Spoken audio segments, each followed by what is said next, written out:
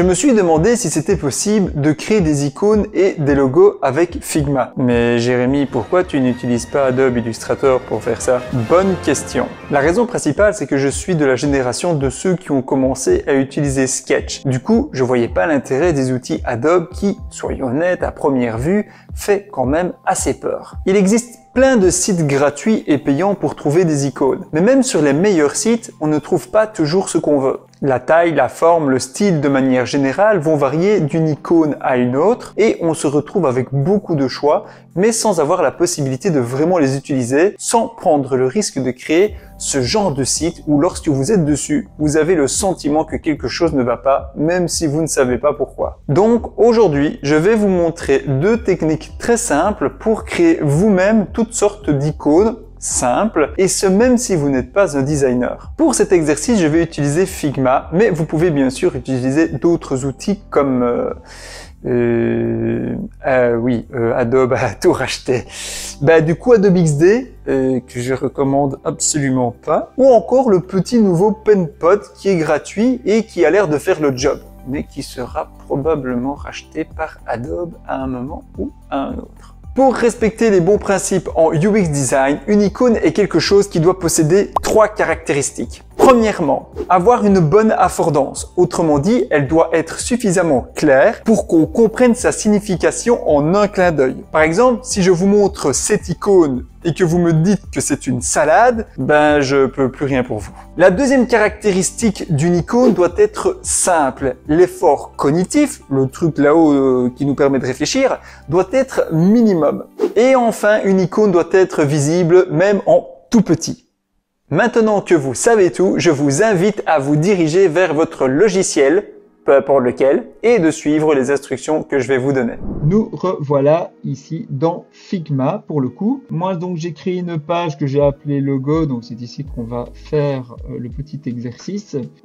Après peu importe ce que vous utilisez, logiquement la logique devrait être la même. Alors pour commencer, il va falloir qu'on prenne un exemple de quelque chose à dessiner. Vous pouvez le sortir de votre tête si vous voulez, mais je vais prendre un exemple pour l'exercice, je pense que ce sera plus simple. Pour ça, je vous propose de vous rendre sur fontawesome.com. C'est un site qui a une librairie d'icônes relativement impressionnante. Et ce que j'aime beaucoup chez eux, c'est que en termes de style, ils ont quand même une certaine logique qui fait que lorsqu'on utilise des icônes de chez eux, ça crée vraiment un ensemble harmonieux sur notre site web. Il n'y a pas plein d'icônes qui ressemblent à des trucs complètement différents et voilà, qui fait que ça fait un effet bizarre. Donc ici on peut choisir parmi 19 287 icônes, ce qui est quand même relativement pas mal, et ils ont ici, vous le voyez, quand même un set d'icônes où il y a 2000 icônes gratuites, ce qui fait environ 10%. C'est quand même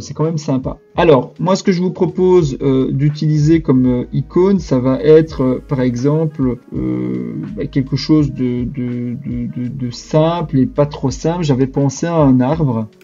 Donc ici, qu'est-ce qu'on a comme arbre? Bon, on pourrait faire un sapin, mais c'est très original. Ah, on pourrait, voilà, un arbre, voilà. Imaginons donc, je vois ceci comme icône et je me fais, ah ouais, tiens, c'est pas mal, mais j'aimerais faire quelque chose d'un peu différent. Ah ben super. Donc on va prendre cette icône, hop, je la télécharge, voilà, hop, je vais dans Figma, j'importe mon icône ici, voilà.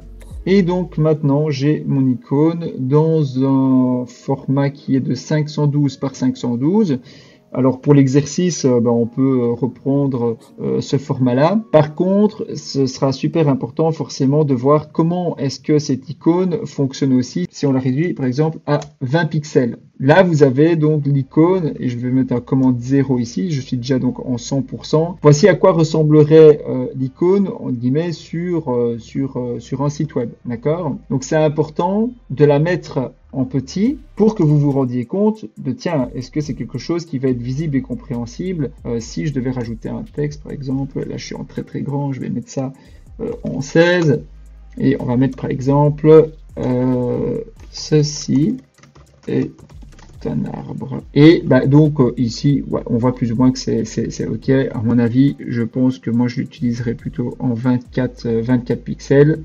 Alors je vais faire un CTRL G ici. Voilà, Comme ça, ce sera clair. Et voilà. Donc ici, bah voilà, super. Donc si on arrive à faire quelque chose du style, bah, ce serait vraiment cool. Mais nous, on veut maintenant utiliser ceci, mais avec un autre style. Alors, comment est-ce qu'on va faire ça? Donc, bah, travaillons directement donc, bah, dans quelque chose de réaliste. Moi, je vous propose de travailler dans quelque chose donc, de classique qui est en fait de 32 sur 32. Alors, je vais mettre mon carré ici pour avoir l'arbre en vue. Je clique sur mon arbre, je fais un Shift 2 pour voilà, faire un zoom sur mon rectangle. Et on voit logiquement que mon arbre est juste ici à côté. Donc, ok, pour dessiner un arbre, on va faire un tronc et du feuillage. D'accord? Donc, pour commencer, je vous propose de faire quelques cercles. Hop, hop, hop, hop, hop. On va faire des cercles réguliers, juste pour que ce soit plus simple. Voilà, je vais prendre des cercles de 10 x 10. Je vais mettre une contrainte. Je vais mettre une autre couleur aussi pour facilement les différencier. Voilà. Et c'est parti. On va créer quelque chose de plus ou moins sympa. Du moins, je l'espère. Donc là, on voit déjà se dessiner tout doucement notre feuillage, juste avec l'histoire des cercles. Et maintenant, on va venir appliquer un tronc. On va aussi le mettre en noir. Et voilà, grosso modo, on a notre arbre. Alors là, je vais le centrer. Ce qu'on peut faire, c'est que, enfin, ce que je vous conseille de faire plutôt, c'est de bien zoomer. Et là, vous allez vraiment pouvoir utiliser tous les petits carrés qui sont présents dans Figma pour faire des choses vraiment précises. Donc ici, on voit qu'on doit un peu réduire ceci pour être centré. Et voilà, là, on a un arbre qui est bien symétrique. Alors maintenant, moi, honnêtement, je trouve ça un petit peu ennuyeux. Donc, on pourrait créer quelque chose, justement, d'un peu asymétrique. On pourrait aussi lui donner, on pourrait lui donner peut-être un peu plus de volume. Voilà. Alors, on va cacher cette partie ici. Voilà, on va dire que bah, moi je suis content avec cet arbre-ci. Après, vous pouvez m'écrire plein de variations. Voilà, je viens de rapidement faire encore une autre version d'un arbre. Alors, comment est-ce que je l'ai fait? Vous voyez ici, j'ai simplement créé plein de cercles que j'ai mis les uns à côté des autres, où j'ai à chaque fois un peu joué sur les distances à laquelle ils étaient les uns des autres. Et j'ai fini par un carré bleu ici, pour venir combler le tout. Bon, je vous propose de garder par exemple cette version-ci. Par exemple, ce qu'on pourrait faire aussi pour le rendre un peu plus sympa, cet arbre, c'est qu'on pourrait lui mettre une branche ou deux d'ailleurs. Pour ça, on va simplement créer un vecteur ici. Hop, on fait une petite ligne bien droite. Voilà, alors on va le mettre dans la même couleur forcément que l'arbre. On va l'orienter, par exemple, comme ceci. En termes d'épaisseur, on pourrait peut-être le mettre un tout petit peu plus épais. Voilà, histoire que ça soit un peu réaliste. On peut le laisser comme ceci. Ouais, moi je trouve ça... Alors non, comme ça va pas aller, mais ouais. Comme ceci, par exemple, moi je trouve ça sympa. Ce qu'on pourrait aussi faire, c'est lui donner un peu plus de relief. Pour ça, je double-clique sur ma ligne. Et je vais, voilà, par exemple, faire un arqué comme ceci. Et pour pas avoir l'impression que ça fait un angle droit, on peut ici, hop, il faut que je reclique. On peut ici lui donner un peu plus, vous voyez, hop, plus on donne du radius et plus en fait il va être courbé, ce qui donne, enfin ce qui crée un peu plus de réalisme en fait, je trouve dans le picto. Et on peut tout à fait copier-coller ceci. On va par exemple le mettre plus haut. Hop. On va pas trop se prendre la tête. Je double-clique, je change mon orientation. Voilà. Par exemple, on peut avoir quelque chose comme ceci. Et là, on a vraiment un arbre qui est vraiment sympa. Maintenant, on va voir comment est-ce que cette icône, à quoi elle ressemble lorsqu'on la met dans un carré donc de 32 sur 32. Pour pouvoir faire ça, donc j'ai groupé ici tous les éléments. Donc ici, on a tous les éléments qui sont séparés. Je sélectionne tout. Je fais un commande G pour le grouper. Ou alors, je vais simplement ici dans Objet et groupe. Bon, ici, forcément, tout est groupé, donc c'est pour dégrouper. Et par contre, ce qui est super important, c'est qu'il va falloir aller ici et cliquer sur Scale ou CTRL-K, parce que si on ne le fait pas, donc si ici même je maintiens les proportions et que je dis qu'il doit faire 32, voilà à quoi va ressembler notre arbre. Autant dire qu'il ne ressemble plus à rien du tout. Donc ça, on veut éviter. Donc je clique dessus, je vais sur Scale, et une fois qu'on est sur Scale, et de là, maintenant, on peut mettre notre icône en 32 pixels, et on va obtenir quelque chose. Et alors elle est un tout petit peu plus large en fait, donc il faut un tout petit peu réduire. Voilà. Et ici, donc on a bien l'icône en 32 pixels de large. Et on voit qu'elle fit très bien. Donc si on reprend notre exemple de tout à l'heure, je vais faire un copier-coller. Hop, on va y centrer pour comparer. Voilà. Ceci est un arbre. Et voilà.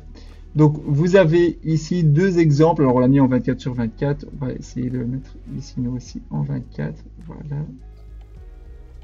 Voici comment est-ce que vous pourriez donc créer éventuellement un arbre. Et enfin, ce que vous pouvez faire, c'est d'exporter votre icône pour qu'elle soit utilisable sur votre site web. Et pour ça, je vous conseille de l'exporter en SVG. C'est un format justement sur lequel l'icône ne va pas se déformer. Donc elle va rester correctement comme ceci et en très bonne qualité. Si vous devez l'exporter maintenant pour d'autres usages, comme une image ou quelque chose du style, alors vous pouvez utiliser le PNG ou le JPEG. Et par contre, je vous conseille toujours de faire x2 au niveau de la résolution, afin qu'elle soit tout de même relativement visible. Sinon, vous allez avoir une image de basse qualité. Tout ça, ça dépend en fait de la taille dans laquelle vous voulez exploiter votre icône. Je vous propose maintenant d'essayer de dessiner une feuille. Donc ici, je vais reprendre une feuille sur Font Awesome où la structure, la géométrie est un peu plus compliquée. Il existe plusieurs manières de faire le design de cette feuille. Moi, je vais vous en proposer deux. Une technique qu'en fait, je ne recommanderais pas spécialement, mais l'intérêt, c'est qu'elle vous permettrait de dessiner à peu près tout et n'importe quoi. Et une deuxième technique qui est plus efficace, plus rapide, mais voilà, qui demande un niveau un peu plus avancé, enfin pas tellement avancé, sinon je vous l'apprendrai pas ici. Alors, par contre, j'ai choisi cette feuille-ci, mais ça pourrait tout à fait être autre chose. Donc, on pourrait très bien aller sur, voilà, j'avais justement déjà fait la recherche. On pourrait aller ici et prendre une autre feuille quelconque. Je sais pas, moi, on va prendre, voilà, on va prendre cette feuille-ci, par exemple. Ah, mais super, en plus, elle est déjà détourée. Je copie ma feuille et je viens la coller ici. Donc ça, c'est dans le cas où vous dites, ah non, moi j'aimerais bien en fait faire le design de cette feuille. En tout cas, ouais, voilà, une feuille de ce style-là et pas de celle-ci. Alors, pour l'exercice, parce que de toute façon la logique va être exactement la même, je vous propose de dessiner cette feuille-ci. Donc la première méthode, c'est la méthode de vecteur. On va simplement aller ici sur la petite plume et on clique sur la première ligne Pen, ici. On zoome jusqu'à voir les petits rectangles, les petits carrés en fait, et on va commencer à mettre des traits. Vous mettez des points sur les contours, enfin, juste quelques points comme ça qui tracent la forme de la feuille. D'accord? Vous en mettez quelques-uns, voilà, comme ça. Hop. Je vais en faire encore un. Et voilà. Donc, on se retrouve avec quelque chose comme ceci. Et on est d'accord que ça ne ressemble pas vraiment à une feuille. Mais c'est pas grave. Donc maintenant, ce qu'on va faire, c'est qu'on va travailler certaines choses pour rendre ça un peu plus... Ok, donc ici, le but, ça va être d'essayer de coller à la feuille le plus possible. Voilà. Et alors, à chaque fois que vous êtes sur la ligne, vous voyez, vous pouvez à chaque fois créer un nouveau vecteur. À la moitié ici, toujours, partout. Donc, ce qui va nous permettre de créer quelque chose d'un peu plus smooth. peux modifier aussi par ici. Donc voilà. Et alors, ce qu'on va faire, c'est que, hop, on va sélectionner tous les points en faisant commande A, contrôle A, je sais pas c'est quoi les raccourcis sur PC, et on va créer ici ouais, quelque chose avec un 2, hop, ça c'est peut-être un peu too much. Alors idéalement, il faudrait que je vais tous les sélectionner sauf les pointes, parce que sinon on fait des pointes, ou alors on fait l'inverse, on fera les pointes après. On clique donc CTRL A et en fait je vais faire un truc voilà maximum ici pour que vous voyez hop les arrondis soient bien ronds. Je reprends les points entre guillemets qui vont me causer problème. Donc ici je veux plutôt une pointe. Alors je vais diminuer le radius. Ben voilà super, j'ai quelque chose de très très bien ici. Et alors ici pareil je vais enlever mon radius. Allez.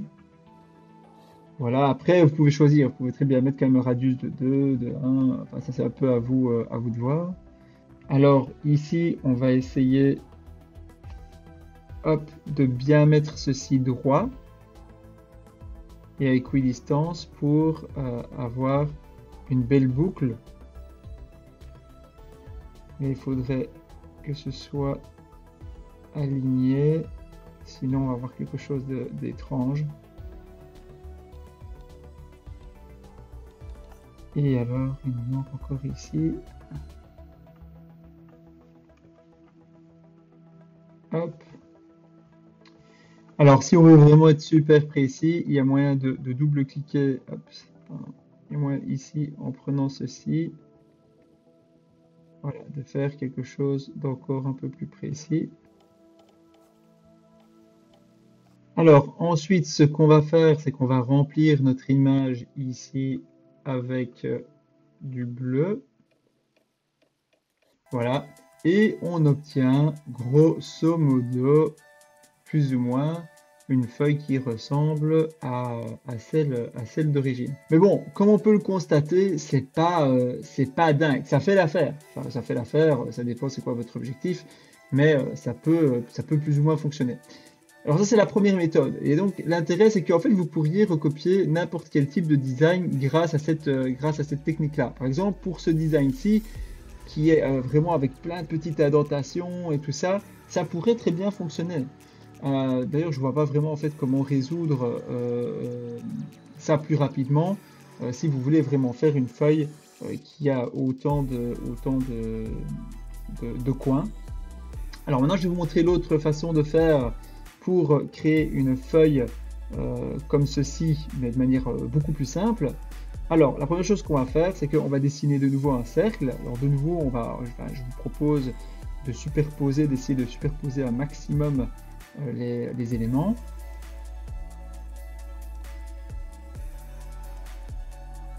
Donc ça, ce serait pour le centre de notre feuille.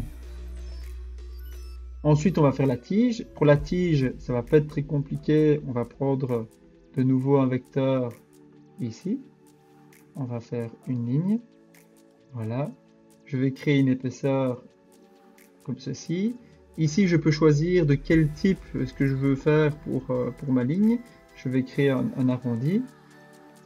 L'intérêt du vecteur, c'est que lorsque je vais modifier sa taille, comme ceci, il va pas se déformer. Donc ça c'est quand même vraiment le gros intérêt.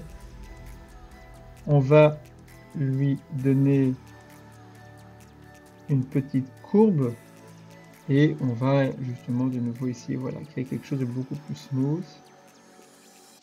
Ok. Alors l'angle n'est pas parfait, c'est pas un problème.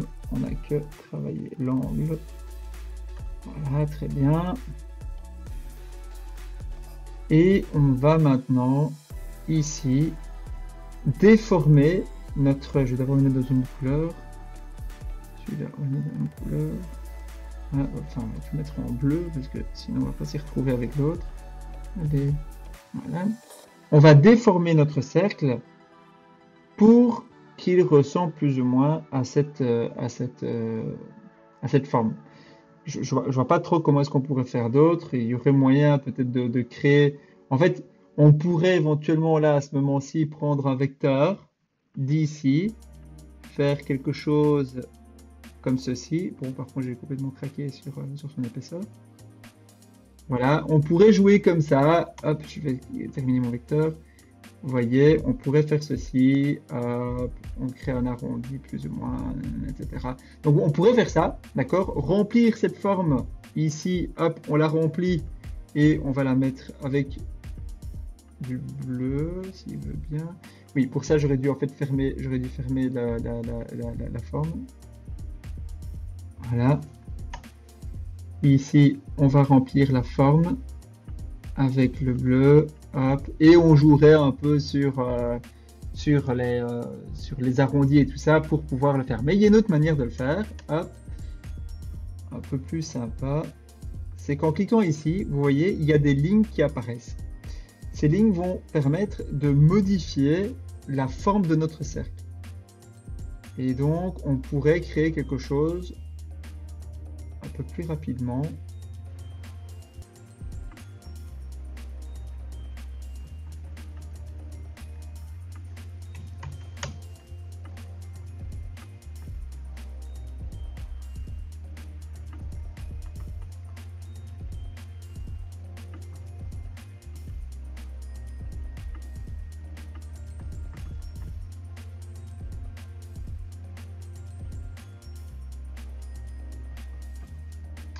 Et on a ici donc notre feuille. Alors, il nous reste à créer la ligne blanche ici. Et pour ça, on va tout simplement reprendre notre vecteur ici. On va le copier-coller. On va bien l'aligner avec l'autre. C'est pas nécessairement obligatoire en fait, vu qu'ils appartiennent pas nécessairement l'un à l'autre. On va prolonger ici plus ou moins jusqu'à la moitié notre vecteur. On va le mettre dans la même couleur que notre background. Et on va un peu l'arrondir ici. Hop, en rendant tout ça très smooth. Et alors, on va sortir. Je vais mettre encore dans une autre couleur. Je vais mettre en rouge. Voilà, comme ça, on voit exactement où on est. Et on a donc ici, oui, il faudrait que l'angle ici soit un peu plus comme ceci. Voilà, ça c'est beaucoup plus sympa. Et on a donc une feuille ici qui... et on a donc ici, donc maintenant, notre feuille. Peut-être que le trait est un petit peu trop épais. Voilà. Et on va donc grouper tous ces éléments-ci. On va mettre en scale. On va la réduire à 24 de haut. Et on va pouvoir maintenant aller la mettre avec nos autres copains. Et voilà, et vous pouvez donc faire ça avec tout ce que vous voulez. Ça vous permettra de rapidement créer des icônes qui seront peut-être pas nécessairement parfaites, mais en tout cas, ça permettra de répondre à des choses que vous avez envie de faire.